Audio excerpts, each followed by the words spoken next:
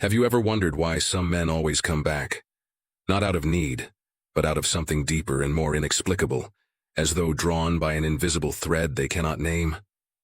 They leave, they disappear into the labyrinth of their own lives, perhaps even convinced they've outgrown the connection, only to circle back months or years later, as if something within them has unfinished business with your soul. Jung would have said it was not the man himself who returns, but the projection, the anima within him, seeking completion through the mirror of your presence. This is not a story about romance as the world understands it. It's a story about psychological gravity, about the unseen forces that bind two psyches in the timeless dance between the masculine and the feminine, between what is known and what is unconscious. For every man who has ever come back to you, it was not your smile, your words, or your beauty that called him. It was your symbol. You became, perhaps without realizing it, an image of something he lost long ago, his soul's forgotten reflection. In Jungian psychology, the anima is the feminine aspect within the man's unconscious, the bridge to his deeper self. When he encounters a woman who embodies qualities that resonate with that inner image, mystery, warmth, intuition, grace, he doesn't merely meet you. He meets his own lost inner world through you. At first, this feels like falling in love. Later, when the projections begin to dissolve, it feels like confusion, disappointment, even fear. The man pulls away, often without knowing why. But in the quiet aftermath, something stirs again. The projection lingers, whispering, "She saw me. She made me remember something real." And that whisper becomes the reason he returns. For most of history, human beings have mistaken this pull for love. But in truth, it is the psyche's attempt to heal its own fragmentation. The man is drawn to the woman who awakens his unconscious, the mother he never understood, the lover who mirrors his unacknowledged tenderness, the guide who reminds him of his unfulfilled potential. You, in his story, become an archetype, not a person but a symbol of something sacred and lost. Yet this dynamic is never one-sided, for just as he projects his anima upon you, you project your animus, the masculine counterpart within the feminine psyche, upon him. You see in him the strength you've been afraid to embody, the certainty you've been taught to seek outside yourself, the love you believe will finally make you whole. This mutual projection creates the intoxicating chemistry that makes such connections unforgettable. But projections are illusions designed to break. When the illusion shatters, the pain feels unbearable. One moment you're a goddess, the next you're too much, too emotional, too demanding. He retreats. You doubt yourself. You wonder what changed. But beneath the heartbreak lies a deeper psychological truth. He was never truly in love with you as a person. He was in love with his own reflection in your soul, and you were in love with yours in his. This realization doesn't diminish the depth of the connection. It elevates it. For Jung, every relationship that stirs the unconscious is an initiation. The return of a man who once left is not a sign of destiny, but of unfinished individuation, his psyche calling him back to the threshold where he first met himself through you. Perhaps he returns not to resume the love story, but to reclaim the pieces of his soul still entangled with your memory. But here's the paradox. By the time he returns, the woman he once knew may have already transformed. The same pain that broke her open has made her conscious. She has walked through her shadow, faced her abandonment, and discovered her worth beyond his gaze. She no longer needs to be the mirror of his anima. She has become whole within herself, and this is where the dynamic shifts. Because once you awaken, once you realize you were never just an image for someone else's unconscious longing, your energy changes. You no longer chase, cling, or ache for his return. You simply exist as yourself, anchored, luminous, real. And that, ironically, is when he feels the pull stronger than ever. For what the unconscious truly seeks is not possession, but integration. When you become whole, you awaken that same potential in him. He senses the energy he once projected onto you now fully alive within you, and he hungers to be near it again. But this time he isn't seeking salvation. He is seeking meaning, and so they return. Not because you are unfinished, but because they are. Not because you are their destiny, but because your soul became the compass that points them toward their own. Jung once wrote, "The meeting of two personalities is like the contact of two chemical substances. If there is any reaction, both are transformed." You were never just the woman he loved. You were the mirror that revealed his depths, the alchemy that began his transformation. But what happens when he comes back, and you no longer need him to? When you see his return not as validation but as reflection, that is when the true story begins. Not the romance between two people, but the sacred reunion within the self. Imagine this. A man returns to your life after a long silence. The messages are tentative at first. The words familiar, yet charged with unspoken nostalgia. He remembers your laughter, the way your presence made him feel grounded, alive. Yet beneath that yearning lies something far deeper. A stirring of his unconscious, an echo of the inner feminine he once projected onto you, but could never integrate within himself.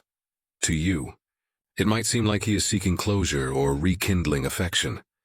But on the level of the psyche, something more ancient is at work. The return is never random. It is archetypal. In the labyrinth of his inner world, he has been wandering between ego and shadow, success and emptiness, logic and longing. He has tried to build a life that silences the ache, only to realize that the ghost he can't shake isn't you. It's the unacknowledged part of himself that you once illuminated. Jung called this the process of individuation, the journey toward wholeness that demands we face our disowned parts. For the man, the anima, the inner feminine, often appears first as a woman he cannot forget. She represents all he has rejected: vulnerability, empathy, intuition, surrender. Through her, he experiences what it means to feel, to love, to yearn. But because his ego is not yet mature enough to hold this depth, he externalizes her. He mistakes the call of the soul for romantic desire. And when reality inevitably fails to live up to the projection, he runs. But no one escapes their psyche forever. The very qualities he fled from, the emotional mirror you held before him, begin to call him back. Like Odysseus returning to Ithaca after years of wandering, he feels the quiet pull of something ancient and true. His life may look successful on the surface, yet a subtle emptiness grows within him, a quiet despair born of disconnection from his inner life. He remembers the woman who once looked at him not as a role, but as a being. That memory becomes a symbol, a doorway. Through her image, his soul calls him home. And yet the paradox deepens. The man who returns is rarely the same one who left, and the woman who receives him is rarely waiting in the same place. Because while he wrestled with his shadow, she too has walked through her own underworld. She has confronted the ache of abandonment, the illusion that love must be earned, the old pattern of seeking validation through someone else's gaze. In the silence after his absence, she discovered something terrifying yet liberating, the solitude of becoming her own anchor. It's in that stillness she meets her animus, the masculine within her psyche, no longer projected outward as the man who rescues or completes her. He begins to take shape as an inner strength, a clarity, a voice that whispers, "You are enough as you are." The dance of anima and animus becomes internal. And this is where the true transformation occurs. For when a woman integrates her own inner masculine, her discipline, discernment, and sovereignty, she no longer vibrates at the frequency of dependency. Her love becomes no longer a plea for completion, but an offering from fullness. The returning man feels this difference immediately. She no longer pulls at his unconscious wounds. She mirrors his potential. Where once her energy reflected his unresolved anima, now it radiates wholeness. And this wholeness has a gravitational pull of its own. Not seductive in the old way, not intoxicating but quietly powerful. It says, "I do not need you to see me, for I see myself." And here lies the most mysterious truth of all. Men often return, not because the woman has changed into someone new, but because she has become what he unconsciously longs to be: integrated, grounded, at peace. Her wholeness reminds him of what he could be, if only he faced his own shadow. To the unawakened man, this feels like attraction. To the awakened, it feels like recognition. But in both, it is the same psychological magnetism, the pull of the psyche toward its own lost halves.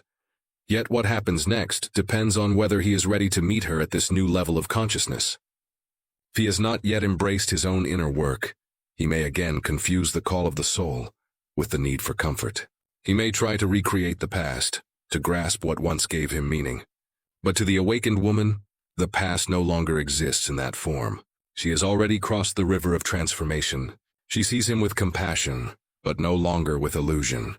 This is where the sacred tension of human relationships reveals its purpose. They are not meant to complete us, but to awaken us.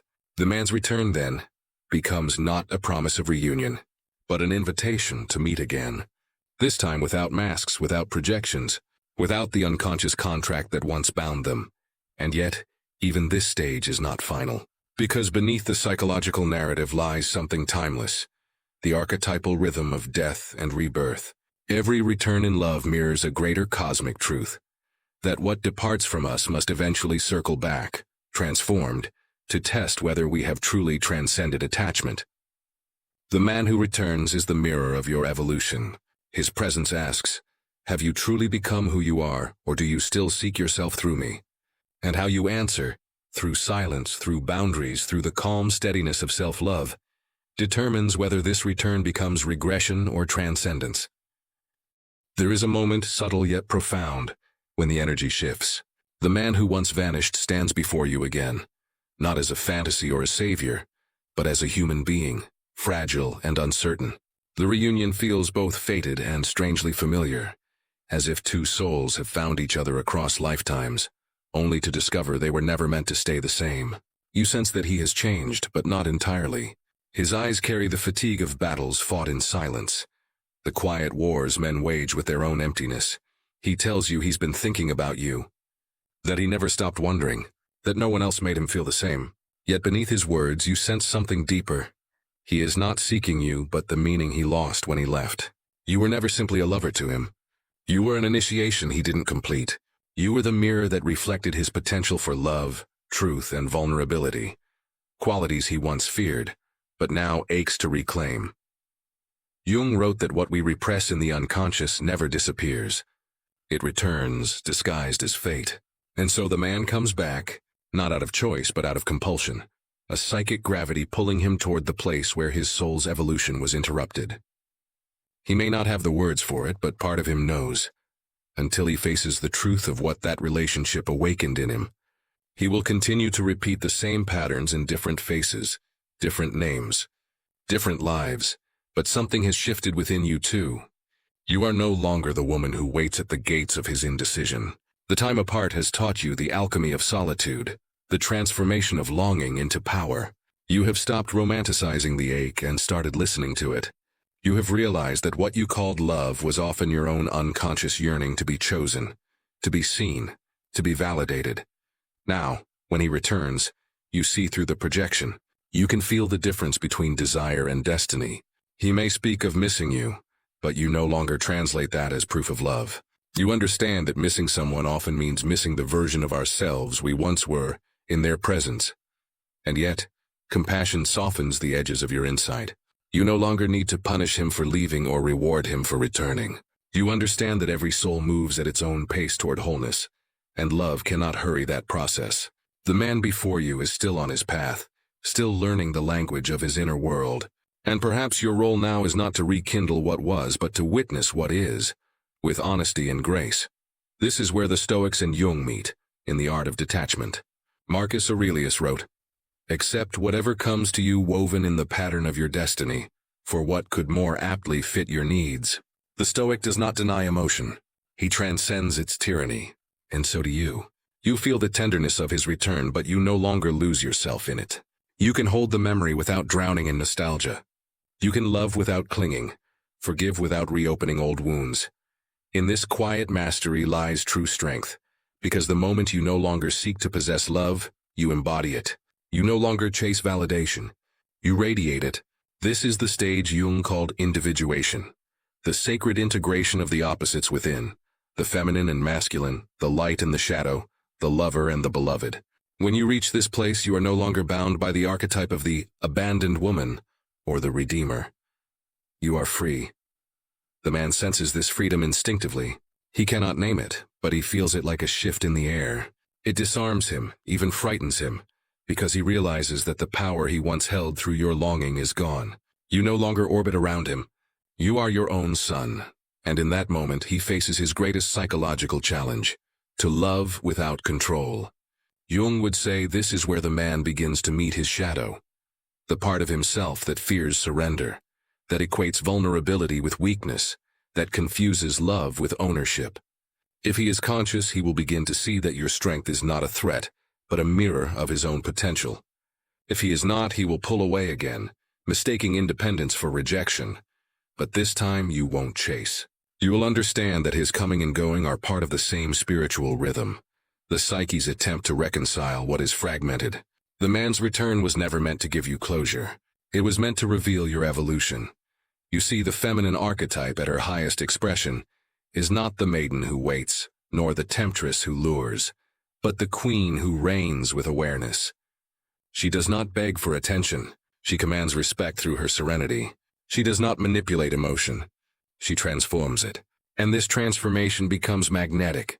For what the masculine ultimately seeks, whether he knows it or not, is not the woman who completes him, but the one who reminds him of his own capacity to be whole. The one whose presence does not demand, but inspires. The one whose silence speaks the language of peace. And you, having walked through the cycles of projection, heartbreak, and awakening, become that archetype. The man returns, perhaps not for love, but for redemption. He sees in you the self he has not yet become. But this time you do not lose yourself in his reflection. You stand as the mirror, but no longer the illusion.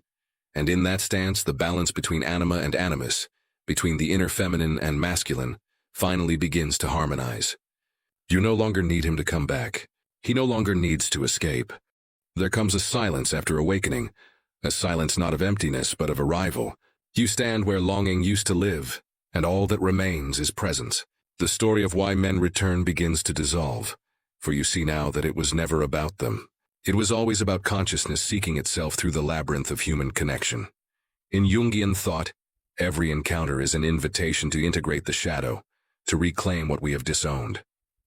For the woman, the returning man becomes the embodiment of what she once gave away, her power, her validation, her identity as beloved. When she reclaims these within herself, the pattern changes. What once felt like abandonment now feels like liberation.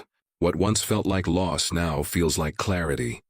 He comes back to test the lesson, not as punishment but as reflection. The universe does not tempt us with repetition. It offers us mirrors. When the same energy returns in a familiar form, it asks one question: are you awake now? And perhaps you are. You no longer seek in him what can only be found in your own stillness. You no longer mistake attention for love, nor absence for rejection. You understand, as Seneca once wrote, that no man is crushed by misfortune unless he has first been deceived by prosperity. So too in love. No heart is broken unless it first believed that another could make it whole. You watch him now, not with judgment, not with hope, but with a kind of tender detachment. You see his struggle between pride and vulnerability, between the desire to connect and the fear of losing control. You recognize the same dance you once performed. And in that recognition, compassion replaces resentment. For the man's journey, too, is archetypal. He is the hero lost in his own labyrinth, seeking the feminine not in a woman, but in his own depths. When he left, it was not you he was running from. It was his reflection in your gaze. You saw him too clearly, too deeply, and he was not yet ready to meet the parts of himself that your love illuminated. His ego wanted freedom, but his soul wanted union. And between those two desires he fractured. Time and solitude have been his teachers. Perhaps through the quiet ache of regret, he began to see that the woman he left was never asking for perfection, only presence. Perhaps he began to feel the cost of living half awake, chasing achievement while starving for intimacy. And so he returns, hoping that what he lost externally might restore what he lost within. But the cosmos has a different rhythm for awakened souls. When he returns, he no longer finds the woman who once stood before him, waiting. He finds someone who has become whole. She no longer embodies his anima. She embodies herself, and that changes everything. The energy between them shifts from possession to polarity, from unconscious magnetism to conscious presence. If he is ready, the return becomes sacred work. Two individuals meeting beyond projection, aware that love is not about merging, but about mirroring growth. If he is not ready, the connection dissolves, not in pain, but in peace. For she no longer clings to potential. She honors reality. And this is where the modern world misunderstands love. We are taught to chase chemistry, not consciousness. We confuse the thrill of projection for the stability of truth. Jung warned that, where love rules, there is no will to power. And where power predominates, love is lacking. When one learns to love without control, to hold without gripping, to care without needing, then love becomes what it was meant to be, a force of transformation, not transaction. The reason men always come back is not mystical nor manipulative. It is psychological. They return to the vibration that once made them feel alive, to the mirror that once reflected their potential. But when that mirror has evolved, when the woman no longer seeks through them what she has found within, the energy changes. She becomes no longer a chapter in their story, but a catalyst in their awakening.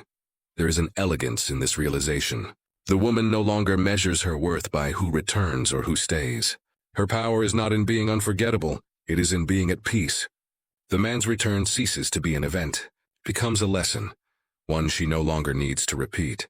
You see now that love is not about holding people, but about freeing them to meet themselves. True connection does not bind, it expands. And when two souls meet from wholeness, they do not orbit each other in fear. They walk side by side in awareness. So if he returns, let it be without expectation. Let the encounter be an echo of growth, not a reenactment of pain. If his presence resonates with your peace, there may be new meaning to discover together. If it disturbs it, let him go with gratitude. Both paths serve your evolution, because the truth is this: once you have faced your shadow and embraced your solitude, you no longer wait for anyone to come back.